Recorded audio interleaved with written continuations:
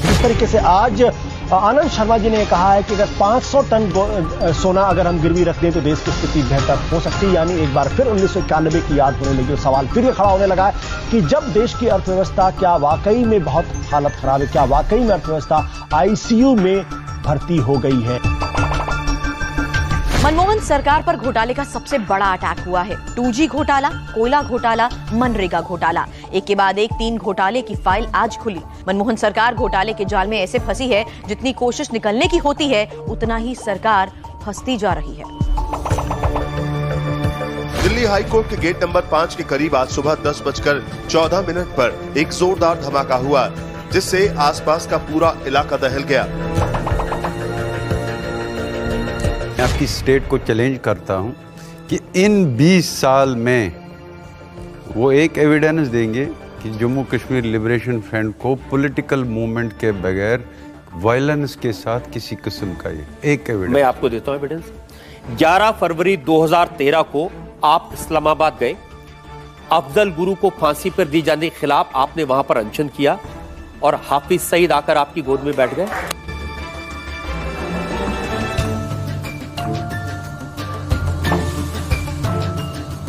हमने वजीर आजम से बात करी, हमने सोनिया गांधी जी से बात करी।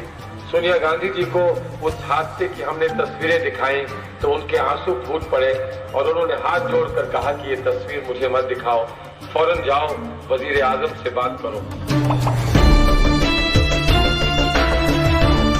सुप्रीम कोर्ट में अयोध्या मसले की सुनवाई को अगले लोकसभा चुनाव तक टालने की दलील देने के बाद सुन्नी वक्फ बोर्ड के वकील कपिल सिब्बल चौतरफा घिरते दिख रहे हैं। पीएम मोदी और बीजेपी के हमले के बाद अब उस सुन्नी वक्फ बोर्ड ने ही सिब्बल से किनारा कर दिया है, जिसका पक्ष रखते हुए उन्होंने सुप्रीम कोर्ट में दलील दी थी।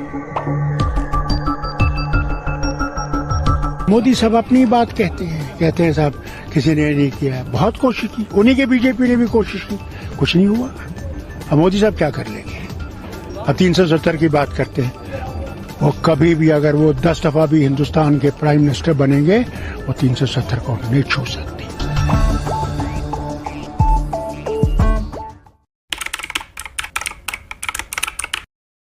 मैं नरेंद्र दामोदर दास मोदी ईश्वर की शपथ लेता हूं कि मैं संघ के प्रधानमंत्री के रूप में अपने कर्तव्यों का श्रद्धापूर्वक और शुद्ध अंतःकरण से निर्वहन करूंगा। कृषि हो, उत्पादन हो, सर्विस सेक्टर हो, खनन हो, भारत हर तरफ से बढ़ भी रहा है। भारत की अगर अर्थव्यवस्था की बात करें तो बड़े देशों की तुलना में भारत तेजी से आगे बढ़ भी रहा है और दुनिया भर में अब ये कहा भी जा रहा है कि इस मंदी से भारत दुनिया की मदद कर भी सकता है। कांग्रेस सांसद धीरज साहू के ठिकानों से आयकर विभाग की टीम ने अब तक 300 करोड़ रुपए बरामद किए हैं और ये आंकड़ा कहा जा रहा है कि अभी और बढ़ सकता है, क्योंकि धीरज साहू के ठिकानों पर नोटों की गिनती लगातार जारी है। भारतीय सेना ने सर्जिकल स्ट्राइक्स कल उन लॉन्च पैड्स के ऊपर किए हैं। इस ऑपरेशन का लक्ष्य आतंकवादियों के नापाक मंसूबों को विफल करना था। धारा 370 5 अगस्त 2019 और 6 अगस्त को इस महान सदन ने धारा 370 को समाप्त। के अलगाववादी संगठन JKLF के मुखिया यासीन मलिक को श्रीनगर में गिरफ्तार कर लिया गया है।